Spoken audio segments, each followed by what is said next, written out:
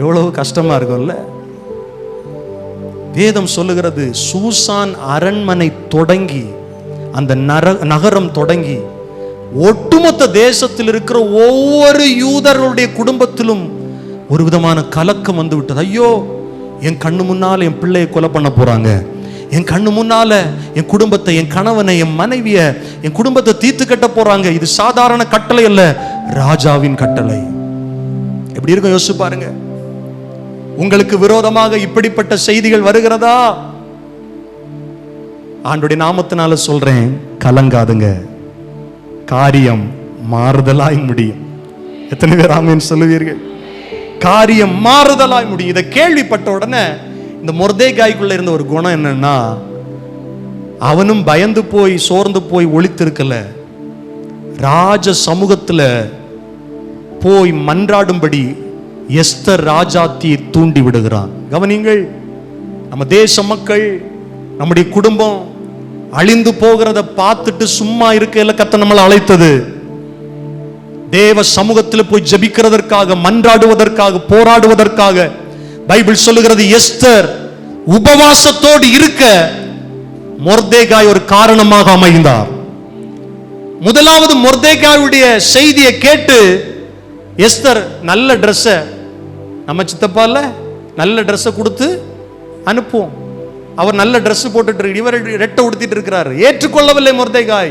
மொர்தெகாய் சொல்லுகிறார், நீ இன்னைக்கு நல்லா இருக்கிறேன்னு நினைக்கிற, உன் ஜனம் அழிய போகுது, உன் மேலே அந்த கத்தி வந்து நிக்குது.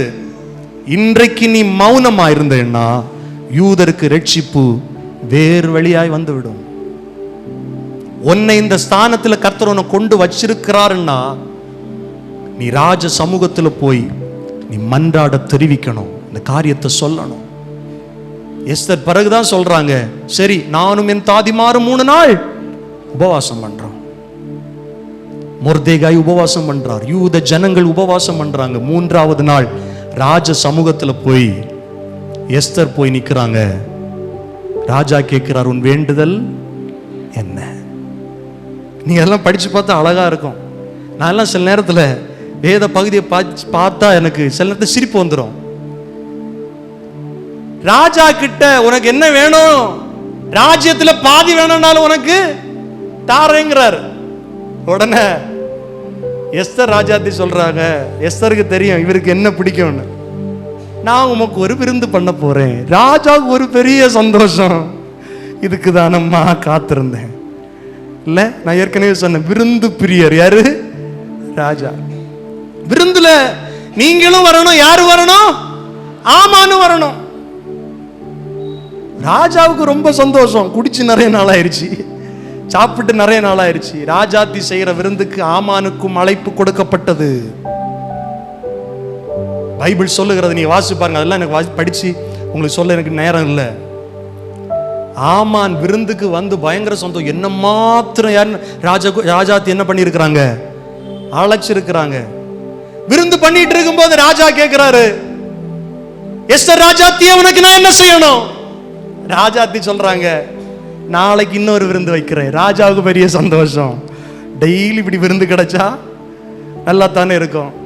அதுலயும் யார் வரணும்? ஆமான் வரணும்.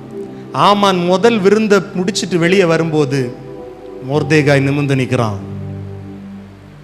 ஆமானுக்கு மற்ற எல்லா இடங்களிலும் சந்தோஷம். ராஜா என்ன மட்டும்தான் சாப்பிட கூப்பிட்டாரு, என்ன உயர்த்தி வச்சிருக்கிறார். ஆனால் இந்த செக்யூரிட்டி, இந்த பய என்ன பார்த்து நமஸ்கரிக்கல. இவன் வீட்டில் வந்து மனைவி கிட்ட பிள்ளைகிட்ட சொல்றான், எனக்கு பயங்கர சஞ்சலமா இருக்கு. அடுத்த வீட்டில் கங்கணம் கட்டுறாங்க, நீ ஒன்ன செய், ஒரு தூக்கு மரத்தை உண்டு பண்ணி நாளைக்கு நீ விருந்துக்கு போகும்போது என்ன பண்ணு சொல்லு. அவன் தூக்கு மரம் பண்ணின அதே ராத்திரியில் கர்த்தர் செயல்பட ஆரம்பித்தார். அது வரைக்கும் மொர்தெகாய் காரியத்தில் கர்த்தர் மௌனமாகவே இருந்தார். அது வரையிலும் மொர்தெகாய்க்கு தூக்கு மரம் செய்யறது தெரியாது, ராஜாவுக்கும் தெரியாது. ஆமான் வீட்டில் தடல் பொடல பயங்கரமான வேலை. பாருங்க, பிசாசு சத்தம் போட்டுட்டு தான் வேலை செய்வான். பயங்கரமா சத்தம் போட்டு வேலை செய்வான். ஆனா நம்ம ஆண்டவர் சைலண்டா வேலை செய்வார், நமக்காய் வேலை செய்வார். சத்துருக்களுக்கு முன்பாக பந்திய ஆயத்தப்படுத்துறது நம்மளை தூக்கு மரத்துல போட்டு தள்ள அல்ல, நம் தலையை உயர்த்த. எந்த மனிதன் நமக்கு விரோதமாய் சூழ்ச்சி செய்து தூக்கு மரத்தை உண்டாக்குறானோ அதே இடத்துல அவனை விழ செய்ய என் தேவன் காரியத்தை மாறுதலாய் முடிய பண்ணுவார். நைட்டு பார்த்தீங்கன்னா ராஜாவுக்கு தூக்கம் இல்லை. 6வது அதிகாரம் 1வது வசனத்தில் அந்த ராத்திரியிலே ராஜாவுக்கு நித்திரை வராதபடியினால் கால வர்த்தமானங்கள் எழுதியிருக்கிற நடபடி புஸ்தகத்தை கொண்டு வர சொன்னான். அது ராஜ சமூகத்தில் 2வது அதிகாரம் கடைசி வசனத்தில் நடந்தது. 6வது அதிகாரத்தில் முதல் வசனத்தில் ராஜ சமூகத்தில் வாசிக்கப்படுது. என்னது? மொர்தேகாய் ராஜாவுக்கு செய்த நன்மை வாசிக்கப்படுது. ராஜா கேட்கிறாரு, அன்று செஞ்ச அந்த மொர்தேகாய் ஏதாவது நல்ல காரியம் கொடுத்தீங்களடா? ஏதாவது பதவி உயர்வோ, ஏதாவது போனஸா, இல்லைன்னா ஏதாவது ஊதிய உயர்வு ஏதாவது கொடுத்தியா, சம்பளம் ஏதாவது கொடுத்தீங்க? ஒன்றும் செய்யப்படவில்லை. ராஜாவுக்கு திடுதிடுப்புன்னு ஒரு ஞாபகம் வருது, இவனை எப்படியாவது இவனுக்கு ஒரு கனத்தை கொடுக்கணும் அப்படின்னு பேசிட்டு இருக்கும்போது யார் உள்ள வரா? ஆமான், சத்துரு உள்ள வரான். இவன் எந்த எண்ணத்தோடு வரான்னா, இன்றைக்கு ராஜா கிட்ட சொல்லி இவனை தூக்கி போடணும், அந்த யூத ஜனத்தை அழிக்கணும். ஆமான் வந்த உடனே யார் அங்க வந்து நிக்கிறான்னு கேட்டா ஆமான் என்று சொல்லப்படுகிறது. ஆமான உள்ள அழைத்து வாருங்கள். ஆமான் கிட்ட ராஜா கேட்கிறாரு, ராஜா கனம் பண்ணுகிற மனுஷன் எப்படி இருக்கணும், எப்படி அவனை கனம் பண்ணணும்னு சொன்ன உடனே கவனிங்கள், 6வது வசனம் அதை மட்டும் வாசிங்க, நான் ஒரு 5 நிமிஷத்துல முடிச்சிருவேன். ஆமான் உள்ளே வந்த போது ராஜா அவனை நோக்கி, ராஜா கனம் பண்ண விரும்புகிற மனுஷனுக்கு என்ன செய்யப்பட வேண்டும் என்று கேட்டான். அதற்கு ஆமான், யோசி பாருங்க, என்ன அவனுக்கு எண்ணத்தை பாருங்களா, என்னை அன்றி என்ன கனப்படுத்தாம ராஜா வேற யாரை கனப்படுத்த போறாரு மனதில் நினைத்து ராஜாவை நோக்கி, ராஜா கனம் பண்ண விரும்புகிற மனுஷனுக்கு செய்ய வேண்டியது என்னவென்றால், ராஜா உடுத்தி கொள்ளுகிற, அவனுக்கு எண்ணத்தை பாருங்களேன், ராஜாக்கு வஸ்திரம் அவனுக்கு வேணும். யாருக்கு வேணும்?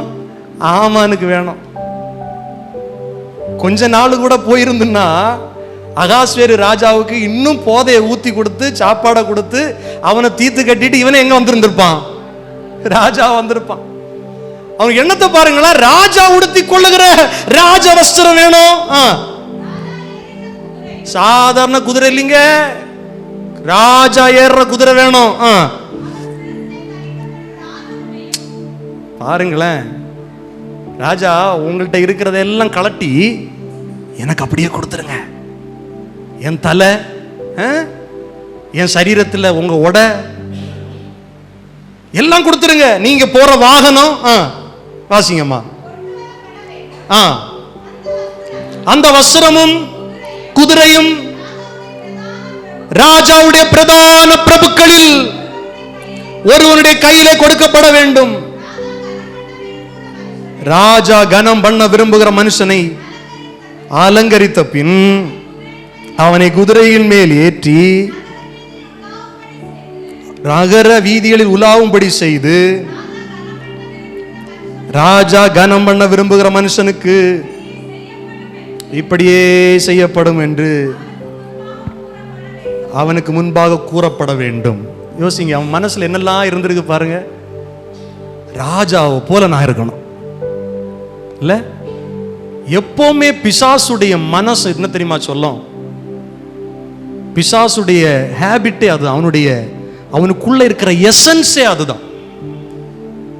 உன்னதத்துக்கு ஏறுவேன், உன்னதமானவருக்கு ஒப்பாவேன், மேட்டிமை, பெருமை, எல்லாரும் அவனை புகழணும், எல்லாரும் அவனை அப்ரிஷியேட் பண்ணணும்.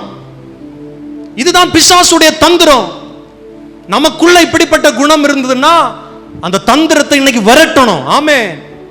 அது ஆமானுடைய ஒரு குணம். தாழ்மை இருக்காது, எப்பவுமே உயர்வை விரும்புகிறது, எப்பவுமே மனுஷனால் புகழப்படணும்னு நினைக்கிறது, நான் தான் பெரியவன் காமிக்கிறது. இந்த எண்ணங்கள் இருந்தா இயேசுவின் நாமத்தினால துரத்தணும். ஆமென் சொல்லுவோம், சத்தமாய் சொல்லுவோம். ஆமென், ஆமென். இதெல்லாம் ராஜா கேட்டுட்டு இருக்கிறாரு. 10வது வசனத்தில் அழகான ஒரு ட்விஸ்ட் வச்சிருக்கிறார் பாருங்க. ஆமான் சந்தோஷத்தோட யோசிச்சு யோசிச்சு சொல்லியிருப்பாரு, வேற ஏதாவது மிஸ் ஆயிருக்குமா, வேற ஏதாவது மிஸ் ஆயிருக்குமா, யோசிச்சு யோசிச்சு யோசிச்சு யோசிச்சு சொன்னாரு. 10வது வசனம், அப்பொழுது ராஜா ஆமானை நோக்கி, சீக்கிரமாய் நீ சொன்னபடி வஸ்திரத்தையும் குதிரையும் கொண்டு போய் ராஜ அரமனையின் வாசலில் உட்கார்ந்திருக்கிற யூதனாகிய மொர்தெகாய்க்கு அந்த பிரகாரம் செய். நீ சொன்ன எல்லாவற்றிலும் ஹலோ ஒன்னும் தவறாதபடி அப்படியே செய். இவன் தூக்கு மரத்தை பண்ணிட்டா வந்திருக்கிறான்.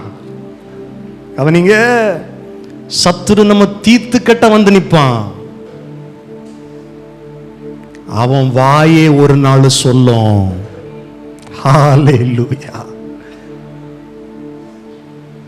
ராஜா சொல்றார், வாசல்ல உட்கார்ந்து இருக்கிற நீ உனக்கு முன்னால வணங்கி நிக்கணும்னு சொன்ன, அந்த தலை குனிஞ்சு நிக்கணும்னு சொன்ன, அவன் தலைய உயர்த்த நீ சீக்கிரமா போய் செய். எத்தனை பேருக்கு புரியுது? சத்துருக்களுக்கு முன்பாக நமக்கு கர்த்தர் பந்தியை ஏற்படுத்தி வச்சிருக்கிறாருன்னா என் தலையை குனிய அல்ல, என் தலையை நிமிர பண்ண. ஹல்லேலூயா. அப்படியே ஆமான் வஸ்திரத்தையும் குதிரையும் கொண்டு போய் மொர்தெகாயை அலங்கரித்து அவனை குதிரையின் மேல எப்படி செஞ்சிருப்பான்? மனசெல்லாம் அழுதுருக்கும் இல்ல? என்ன நமஸ்கரிக்க வைக்கணும்னு நினைச்சேன், என்ன குனிய வைக்கணும்னு நினைச்சேன், என் மேல் முன்னாடி என்ன வணங்கணும்னு நினைச்சேன், என் கையாலேயே வைக்க வச்சுட்டாரு, என் கையாலேயே உயர்வை கொடுக்க வச்சுட்டாரு. ராஜா கனம் பண்ண விரும்புகிற மனுஷனுக்கு இப்படியே செய்யப்படும் என்று முன்பாக கூறினார். 12வது வசனம் பாருங்க. ஆமானோவென்றால் சஞ்சலப்பட்டு முக்காடிட்டு கொண்டு தன் வீட்டுக்கு தீவிரித்து போனான். உங்களை எதிர்க்கிற சத்துருக்கள், பிசாசின் கூட்டங்கள் முக்காடிட்டு போகத்தக்கதாக, தலை குனிந்து போகத்தக்கதாக, வெட்கப்பட்டு போகத்தக்கதாக கர்த்தர் நம்முடைய தலையை உயர்த்துவார். இயேசு அதை செய்வார். நம்புறவங்க நல்ல கையை தட்டி கர்த்தரை மகிமைப்படுத்துங்க பார்க்கலாம். ஹல்லேலூயா, ஹல்லேலூயா. மறுபடியும் நான் உங்களுக்கு ஞாபகப்படுத்துறேன், சத்துருக்கள் உங்களுக்கு திரளா எழும்பி நிற்கும் போது அந்த இடத்துல இருந்து எழும்பி போனோம்னு நினைக்காதீங்க. அந்த இடத்துல ஒரு உயர்வை கர்த்தர் வச்சிருக்கிறார். பொறுமையாய் காத்திருங்கள். ராஜா கனம் பண்ணப்படுகிற மனுஷன். நீ அடுத்தடுத்த அதிகாரங்களை வாசி பார்க்கும்போது அடுத்த அதிகாரத்துல தான் அடுத்த 2ஆம் நாள் விருந்து வருகிறது. ராஜஸ்ரீடத்துல மறுபடியும் கேட்கிறாங்க, உனக்கு என்ன செய்யணும்? ராஜாவோடு போஜனம் பண்ண அமர்ந்திருந்த ஆமானை பார்த்து எஸ்தர், ஆமானை குறித்து ராஜாவிடத்தில் எஸ்தர் சொல்றாரு, நானும் என் இனத்தாரும் பணத்துக்காக விற்கப்பட்டோம். என அழிஞ்சு போகுது மட்டும் இல்ல, ராஜாவுக்கும் இதுல ஒரு கேடு வரப்போகிறது. ராஜா வைத்திருக்கிற ராஜஸ்திரியாகிய எனக்கும் அழிவு. ஏன்னா என் இனம் யூத இனம். அது வரையிலும் அவள் இனத்தை அங்க அவ சொல்லவே இல்லை. மொர்தெகாய் சொல்லக்கூடாது என்று சொல்லி இருந்தார். சொன்ன உடனே யார் அந்த சத்துரு அப்படின்னு கேட்ட உடனே அந்த சத்துரு இந்த துஷ்ட ஆமான் தான். ஹல்லேலூயா. ராஜா எழும்பி வெளியே போறாரு. நீ அதை படிச்சு பாருங்க, அழகா இருக்கும். இவருடனே ராஜாத்திக்கு காலில் விழுந்த ஆமான், தயவா என்ன ஒரு விசை மன்னிச்சிருங்க. திரும்ப பார்க்கும்போது ராஜாத்தியுடைய அந்த பெட்ல யாரு படுத்து கிடக்குறா? என் கண்ணு முன்னாலேயே இந்த காரியத்தையா செய்வ? யாரா அங்க வாங்க, இவனை தூக்கி போடுங்கன்னு சொன்னோன்னா ராஜாவுக்கு சரியான நேரத்தை அடுத்த செய்தி தெரிவிக்கப்படுகிறது. ஆமான் மொர்தெகாய்க்கு தூக்கி வைக்கப்பட்ட மரம் ரெடியா இருக்கு. இனிமேல் நாங்க ஒரு தூக்கு மரத்தை உண்டு பண்ணி கஷ்டமா இருக்க ராஜாவே, நமக்கு செலவும் ஆகும், அவரே செலவு பண்ணி வச்சிருக்கிறாரு, போடுங்க அதே தூக்கு மரத்துல. அல்லேலூயா. சத்துரு எவ்வளவு அதிகாரம் உள்ளவனா இருந்தாலும் எவ்வளவு படைபலம் உள்ளவனா இருந்தாலும், எவ்வளவு இன்ஃப்ளூயன்ஸ் உள்ளவனா இருந்தாலும், நான் மறுபடியும் சொல்லுகிறேன், உலகத்தில் இருப்பவனை காட்டிலும் நமக்குள் இருக்கிற இயேசு பெரியவர். சத்துருக்களுக்கு முன்பாக பந்தியை ஆயத்தப்படுத்தி நம் தலையை எண்ணெயால் அபிஷேகம் பண்ணுகிறவர். அல்லேலூயா, அல்லேலூயா, அல்லேலூயா. ஆனா சில நேரத்தில் அவருடைய திட்டத்தை நம்மளால புரிந்து கொள்ள முடியாது. சின்ன மூளை பார்த்தீங்களா, அறிந்து கொள்ளவே முடியாது. அல்லேலூயா. கர்த்தர் தொடர்ந்து நமக்காய் செயல்பட்டு கொண்டே இருக்கிறார். நீங்க அடுத்தடுத்த வசனங்களை வாசி பார்க்கும்போது அவனுடைய மனைவி, அவனுடைய பிள்ளைகள் எல்லாரும் தூக்கிலிடப்பட்டார்கள். எந்த நாளில் யூதர்களை அழிக்க வேண்டும் என்று ஆமான் சதித்திட்டம் தீட்டினானோ அதே நாளில் யூதரின் பகைஞர் அனைவரும் அழிக்கப்பட்டார்கள். ராஜாவுடைய உத்தரவின் பேரால் வாசல் காவலனா இருந்த, புறக்கணிக்கப்பட்ட நிலையில் இருந்த அந்த எளிய யூதன் ராஜாவுடைய அடுத்த ஸ்தானத்திற்கு உயர்த்தப்பட்டான். வேதம் சொல்லுகிறது, ஒட்டுமொத்த நாடுகளிலும் அந்த எஸ்தர் 8வது அதிகாரம் 3வது வசனம், நாடுகளின் சகல அதிகாரிகளும் தேசாதிபதிகளும் துரைகளும் ராஜாவின் காரியங்களை நடப்பிக்கிறவர்களும் யூதருக்கு துணை நின்றார்கள். மொர்தேகாயினால் உண்டான பயங்கரம் அவர்களை பிடித்தது. 4வது வசனம் சொல்லுகிறது, மொர்தேகாய் ராஜாவின் அரண்மனையில் பெரியவனாயிருந்தான். ஹலோ, மொர்தேகாயுடைய ஆரம்பம் ராஜாவுடைய அரண்மனையிலே சின்ன போஸ்ட், எளியவன், வாசல் காவலாளன். ஆனால் வேலை வந்தபோது ராஜாவுடைய அரண்மனையில் இந்த மொர்தேகாய் தான் பெரியவனா இருக்கிறான். சத்துருக்களுக்கு முன்பாக பந்தியை ஆயத்தப்படுத்துகிறவர். உங்களை உயர்த்த மாட்டாரா? உங்களை ஆசீர்வதிக்க மாட்டாரா? உங்கள் தலையை நிமிர பண்ண மாட்டாரா? தலை குனிந்திருந்த அனுபவம் மாறி உங்கள் தலைகளை கர்த்தர் நிமிர செய்வாராக. இயேசுவின் நாமத்தினாலே உங்களை நான் ஆசீர்வதிக்கிறேன். அல்லேலூயா சொல்லுங்கள், அல்லேலூயா. அதுக்கு மொர்தேகாய்க்கு உள்ளாக இருந்த குணம் என்னன்னா, அவன் அவனுடைய வேலையில உண்மையா இருந்தான். ஆண்டவருக்கு அடுத்த காரியத்தில் காம்ப்ரமைஸ் பண்ணவே இல்லை, பொறுமையா இருந்தான். தன் இனம் அழிய போகிறது என்ற செய்தி கேட்ட உடனே அவன் தன்னை மாத்திரம் காத்துக்கொள்ள போராடல, ஒட்டுமொத்த ஜனங்களின் அழிவிலிருந்து பாதுகாக்க ராஜ சமூகத்தில் எஸ்தரை போய் மன்றாட அவன் உறுதுணையாயிருந்தான், சொல்லி கொடுத்தான். அந்த மொர்தேகாய்க்கு அந்த உயர்வை இந்த மாதத்தில் கர்த்தர் நம் ஒவ்வொருவருக்கும் தந்தருளுவாராக. கர்த்தர் ஒரு மனுஷனை உயர்த்திட்டா யாரும் அதை தடுக்க முடியாது. எந்த மனித சக்தியாலும் தடுக்க முடியாது, எந்த சத்ருவுடைய கிரியையினால் தடுக்க முடியாது. எழுந்து நிற்கலாமா? எல்லாரும் எழுந்து நிற்கலாமா? கேடகம் நீரே, மகிமையும் நீரே, தலை நிமிர செய்பவர் நீரே.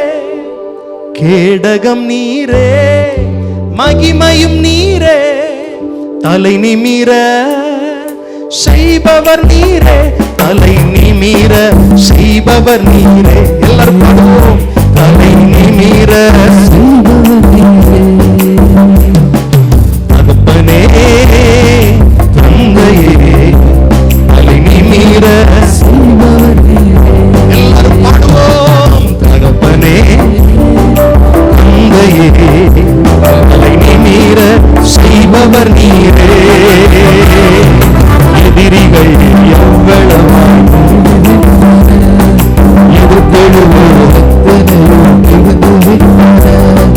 எதிரிகள் எவ்வளவு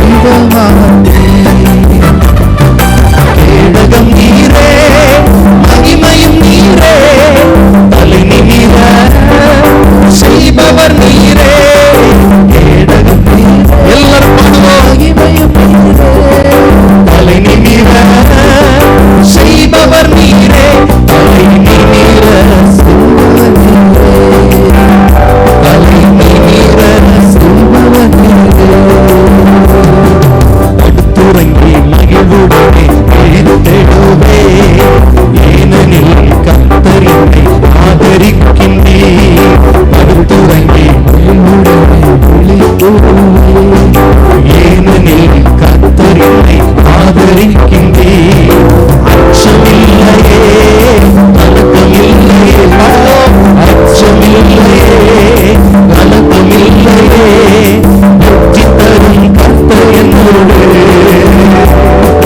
தோல்வி என்றும் எனக்கில்லையே, வெற்றி தரும் கர்த்தர் என்னோடு, தோல்வி என்றும் எல்லாம் இணைந்து சொல்லும் தகப்பனே, தந்தையே, மீற செய்பவர் நீரே. அறிக்கை பண்ணுங்க. சத்துருக்களுக்கு முன்பாக அங்கே ஆயத்தப்படுத்துகிறவர், தலையிலையால் அபிஷேகம் பண்ணுகிறவர், கேடகமே, கேடகம் நீரே, மகிமையும் நீரே, தலை நிமிர செய்பவர் நீரே, கேடகம் நீரே,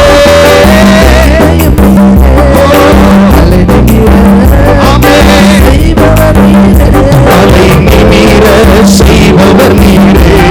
ஆமென். தலை நிமிர, வாய் திறந்து சொல்லுங்க, நல்ல சத்தமாய் சொல்லுங்கள். தலை நிமிர, அவமானங்கள், வெட்கங்கள், நிந்தைகள், பணிச்சொற்கள் இயேசுவின் நாமத்தினாலே விலகட்டும்.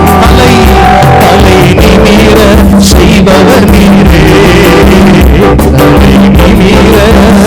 எல்லாம் சொல்லுங்கள், இந்த வார்த்தை அறிக்கை பண்ணுங்கள். தலை நிமிர செய்பவர் நீரே, தலை நிமிர. சத்துருவின் சூழ்ச்சிகள், ஆமானின் சூழ்ச்சிகள் இயேசுவின் நாமத்தினாலே, இயேசுவின் நாமத்தினாலே குடும்பங்களை விட்டு வெளியேறுகிறதற்காய் ஸ்தோத்திரம். ஏற்ற காலத்தில் இந்த பிள்ளைகளை நீர் உயர்த்த போகிறீர் ஆண்டவரே. ஆண்டவருடைய பிள்ளைகள் மொர்தேகாய் கர்த்தர் கர்த்தருடைய கரத்தில் அடங்கி இருந்தது போல உம்முடைய பிள்ளைகள் அடங்கி இருக்க கிருபை கொடுங்க ஆண்டவரே. அவளுக்கு கொடுத்த பணிகளில் உண்மையா இருக்க கிருபை கொடுங்க. உம்மை ஆராதிப்பதிலே சுணக்கம் இல்லாமல் ஆராதிக்க கிருபைகளை கொடுங்க ஆண்டவரே. ஹல்லேலூயா.